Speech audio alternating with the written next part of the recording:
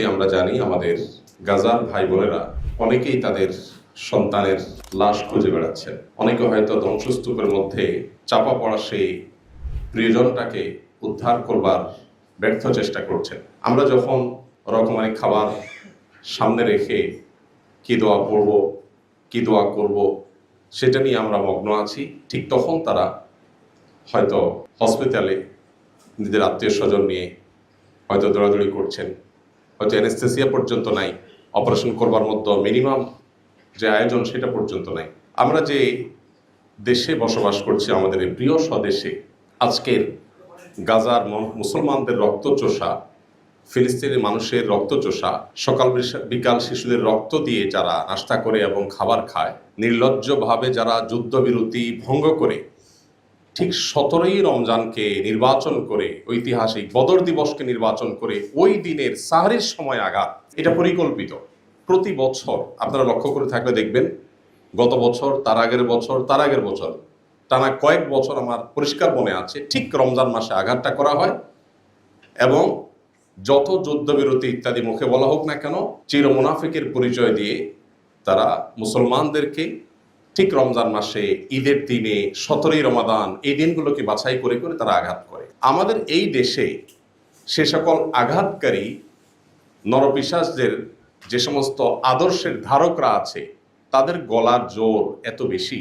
আমার অবাক লাগে, আমরা বেঁচে থাকতে এই দেশে অন্তত বসে কিভাবে এই মানুষ খেকোদের আদর্শের ধ্বজাধারীরা উঁচু গলায় এদেশে কথা বলতে পারে। কতটা নির্লজ্জ হলে মানুষ, কতটা বেহায়া হলে মানুষ এরকম খুনের সপক্ষে সাফাই গাওয়া কিংবা খুনিদের ব্যাপারে মৌন সমর্থন, নানাভাবে তাদের আদর্শের সমর্থন একজন মানুষ কিভাবে করতে পারে। ধর্মীয় দৃষ্টিভঙ্গি আমরা একটু সাইডেই রাখলাম। আমার মনে হয় এটার জন্য আমাদেরও দায় আছে। আমরা একটু ঝেড়ে কাশতে পর্যন্ত অনেক বেশি ভয় পাই। আমাদের কাছে আমাদের চাকরি, আমাদের অবস্থান, এগুলা এত বড় হয়ে দাঁড়ায় যে আমার মিনিমাম বিবেকের তাগাদায় যে কথাটা বলা দরকার, যে দায়িত্বটুকু পালন করা দরকার, সেই দায়িত্বটুকু পালন করতে পর্যন্ত অনেক সময় আমরা পারি না। আল্লাহ তাআলা আমাদেরকে অন্তত এখন সুযোগ করে দিয়েছেন, অন্তত মুখ ফুটে কথা বলবার। আমরা যদি সেই দায়িত্বটুকু পালন না করি, তাহলে আল্লাহর কাছে আমাদের দায় হবে অনেক বেশি।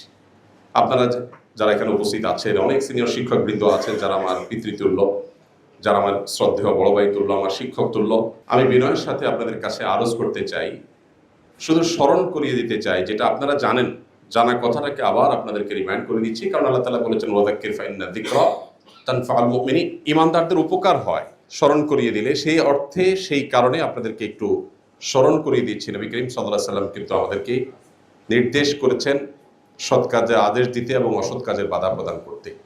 আপনারা জাতির বিবেক, আপনারা আল্লাহ তাআলার পক্ষ থেকে যে সম্মানের অধিকারী হয়েছেন, এদেশের অন্য বহু শ্রেণী পেশার মানুষ এত সম্মানের অধিকারী নন। আল্লাহ আপনাদেরকে যে সামাজিক অবস্থান দিয়েছেন, এই সমাজের উপর আপনাদের যতটা প্রভাব আছে, আল্লাহ তাআলার কাছে তার দায়ও কিন্তু অনেক বড়। নবী করিম সাল্লাল্লাহু আলাইহি ওয়াসাল্লাম সেই হাদিসটি আমরা শুনেছি, কুল্লুকুম আলা কুল্লুকুম রাইন ওয়া কুল্লুকুম মাসউলুন আন রাইয়াতিহি, তোমরা সবাই দায়িত্বশীল। সো সবাই যার যার দায়িত্বের পরিধি অনুপাতে আল্লাহর কাছে জিজ্ঞাসিত হতে হবে। যার দায়িত্ব এর পরিধি যত বড় হবে, যার সামাজিক অবস্থান যত বড় হবে, আল্লাহর কাছে তার জবাবদিহিতাটাও তত বড় হবে।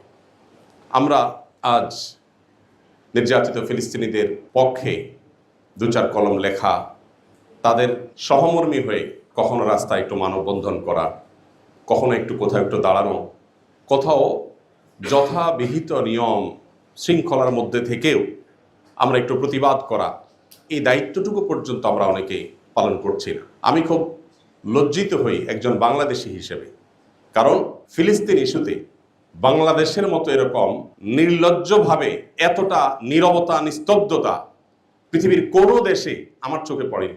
জাপানের মতো দেশে গত বছর ফিলিস্তিনি হামলার সময় আমি টোকিওতে ছিলাম, এত বড় মিছিল জাপানের মতো দেশে, যেখানে মুসলমান এত কম যে সংখ্যা উল্লেখ করবার মতো না, সেখানে এত বিশাল বড় মিছিল, এবং সেখানে বিভিন্ন দূতাবাস ঘেরাও এত চমৎকারভাবে হয়েছে যে আমার দেশে পর্যন্ত হচ্ছে না।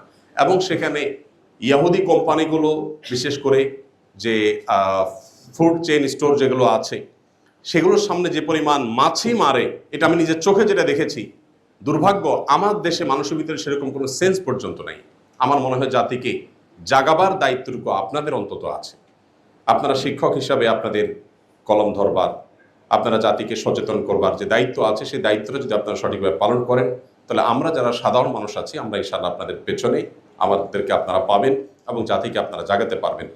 পৃথিবীর অন্যান্য অমুসলিম দেশগুলোতে পর্যন্ত, এমনকি খোদ আমেরিকাতে পর্যন্ত এই মানব ইতিহাসের ন্যাক্কারজনক বর্বরচিত অসভ্যতা, এটার বিরুদ্ধে সেখানে যেরকম মানুষ ফুঁসে উঠেছে, মানুষ যেরকম রাস্তাঘাটে বের হয়েছে এবং ইহুদি কোম্পানিগুলোকে যেভাবে বয়কট করেছে, আমার দেশে পর্যন্ত সেটা হচ্ছে না। আপনি জান, আমরা এখানে যারা আছি, আমার মনে হয় আমাদের বেশিরভাগ মানুষের বাসা বাড়ি চেক করলে, আমরা নিজেরা যদি নিজের বাসা চেক করি, আমরা দেখতে পাবো আমাদের বেডরুমে, আমাদের টয়লেটে, আমাদের কিচেনে, আমাদের প্রত্যেকটা রুমে ইহুদি প্রোডাক্ট দিয়ে ভরা। আমাদের পেস্ট, আমাদের সাবান থেকে নিয়ে প্রত্যেকটা আইটেমে প্রোডাক্ট, আমাদের ঘরবাড়ি ভরা, আমাদের অফিস আদালত ভরা।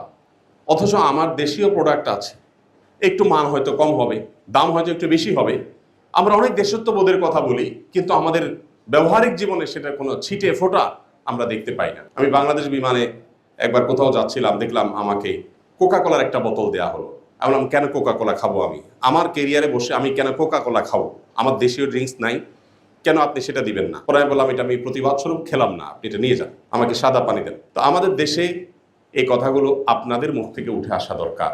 আপনাদেরকে বলতে হবে, শ্রদ্ধেয় শিক্ষকবৃন্দ, আপনারা যদি সৎ কাজের আদেশ এবং অসৎ কাজে বাধা প্রদান করার এই যে মহান দায়িত্ব আছে, এই দায়িত্বটুকু আপনারা যদি আদায় করেন, তাহলে সেক্ষেত্রে আজ মানবতার সবক দেওয়া মানুষগুলো, যারা আমাদেরকে সকাল বিকাল মানবতার সবক দেয়, তাদের মানবতার আসল রূপ কি সেটা আমরা প্রতিনিয়ত দেখতে পাই। পশ্চিমে ইউরোপের প্রত্যেকটা দেশে গেলে দেখা যায়, যারা আমাদেরকে সারাদিন সংখ্যালঘু অধিকার বলতে বলতে বলতে বলতে মুখ দিয়ে ফেনা ছুটায়, তারাই শুধুমাত্র মুসলিম হওয়ার কারণে অহেতুক প্রত্যেকটা মানুষকে হ্যারাসমেন্ট করে, প্রত্যেকটা দেশে অলমোস্ট। তো তাদের ভালো মানুষের এই যে মুখোশটা আছে, এটা সরাবার দায়িত্ব আমাদের।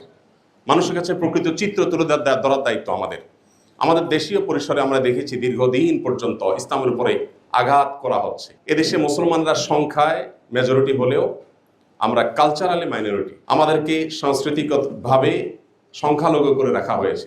এই দেশে দাড়ি টুপি নিয়ে কিছু মানুষ একত্র হয়ে শুধুমাত্র কোরআন হাদিসের নিরীহ কোনো কথা থাকলে সেগুলো বলবে, সেটাকেও জঙ্গি ট্যাগ দিয়ে হয়রানি করা এদেশের নিত্য নৈমিত্তিক একটা কালচারে পরিণত হয়েছে।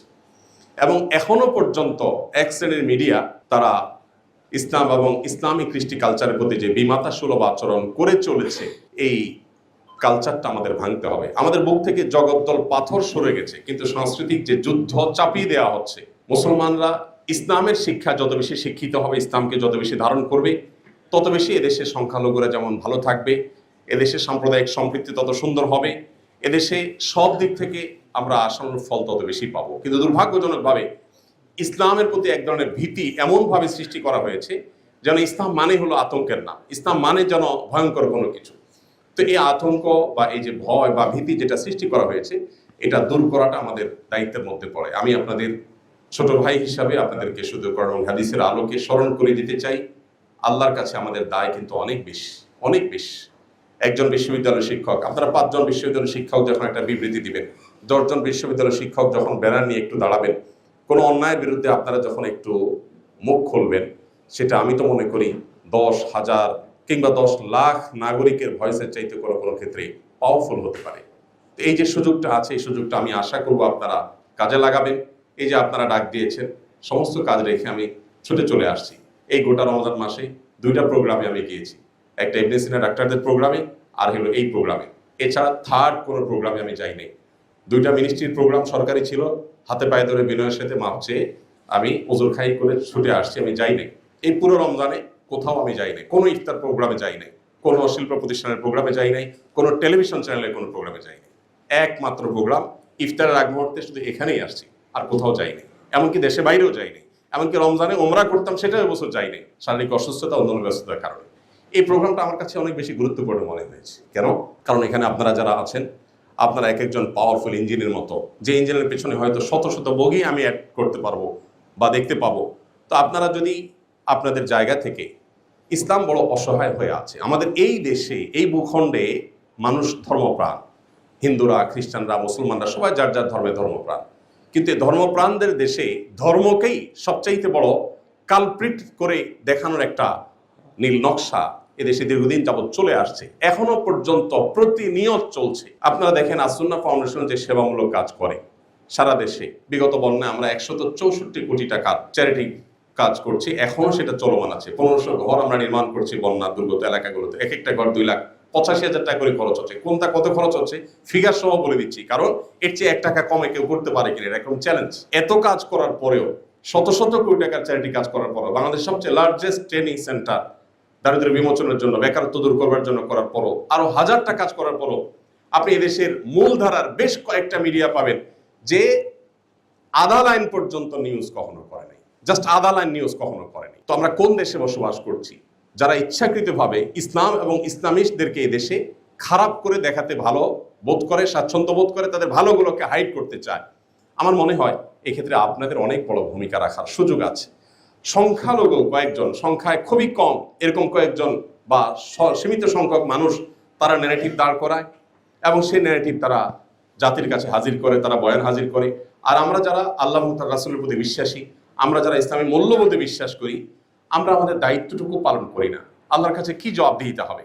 নবী করিম সাল্লাল্লাহু আলাইহি সাল্লামের কাছে কি জবাবদিহি হবে কিয়ামতের ময়দানে? যদি তিনি জিজ্ঞাসা করেন যে আমার দিনকে এত ছোট করা হয়েছে, আমার দিনকে এত তুচ্ছ করা হয়েছে, আমার আদর্শকে এত বাজেভাবে উপস্থাপন করা হয়েছে, তোমরা তোমার আদর্শে বিশ্বাসী ছিলে, তোমরা তোমার দায়িত্বটা কতটা পালন করেছো?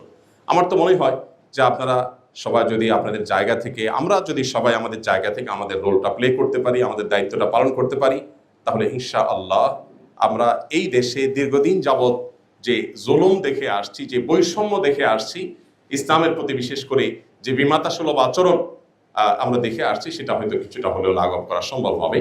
তো আমি আশা করব যে আপনারা কাঁধে কাঁধ মিলিয়ে, বিশেষ করে সিনিয়ররা যারা আছেন তারা নেতৃত্ব দিয়ে আমাদেরকে এগিয়ে নিয়ে যাবেন। ইনশাআল্লাহ আপনাদের এগিয়ে যান, আপনাদের পেছনে পুরো জাতিকে আপনারা পাবেন। আমরা দেখেছি যে জুলাই আন্দোলনের সময় কিভাবে সারা দেশের মানুষ ঝাঁপিয়ে পড়েছে। দেখুন, দিন শেষে আপনাদের বিশ্ববিদ্যালয়ের শিক্ষার্থী এবং শিক্ষকরা আপনারা নেতৃত্ব দিয়েছেন। আপনারা যখন নেতৃত্ব দিয়েছেন, দেশের ইমাম, মুয়াজ্জিন, সাধারণ মানুষ, রিকশাওয়ালা, খেটে খাওয়া শ্রমিক সবাই কিন্তু ঝাঁপিয়ে পড়েছে। অতএব এভাবে প্রত্যেকটা ক্ষেত্রে আমরা দেখতে চাই যে আপনারা নেতৃত্ব দেন এবং দায়িত্বশীলতার জায়গা থেকে আপনারা ফিরে চলে আসেন। আল্লাহ তাআলা আপনাদেরকে, আমাদেরকে সবাইকে তৌফিক দান করুন। আজকের এই চমৎকার আয়োজন করবার জন্য আয়োজকদেরকে আমি ধন্যবাদ জানাচ্ছি এবং আমার আজকের এই আয়োজনে সামিল হওয়াটা আমার নিজের জন্য অনেক বড় সৌভাগ্যের ব্যাপার, কারণ আপনাদের সামনে আমি উপস্থিত হতে পেরেছি, 2-4টা মনের কথা আমি আগোছালো হলেও উপস্থাপন করতে পেরেছি। এটা আমার জন্য সৌভাগ্যের বিষয়।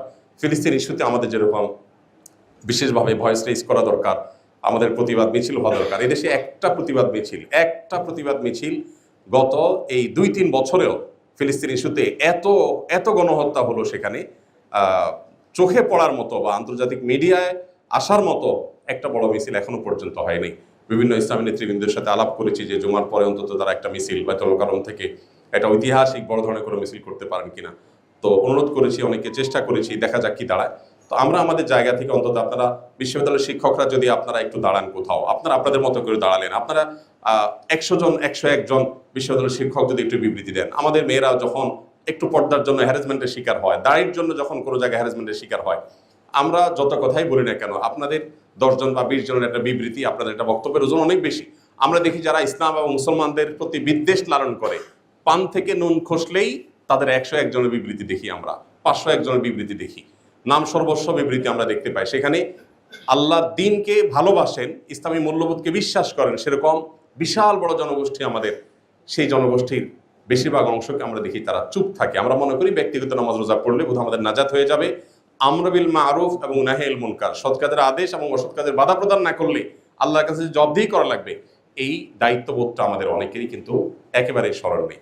আমি সেটা আমার নিজেকে স্মরণ করিয়ে দিচ্ছি, আপনাদেরকেও স্মরণ করিয়ে দিচ্ছি। আল্লাহ তাআলা আমাদের সবাইকে আমাদের দায়িত্বশীলতার জায়গা থেকে সৎ কাজের আদেশ এবং অসৎ কাজে বাধা প্রদান সর্বশক্তি দিয়ে আমাদের সামর্থ্যের মধ্যে থেকে আল্লাহ তাআলা আদায় করার তৌফিক দান করুন।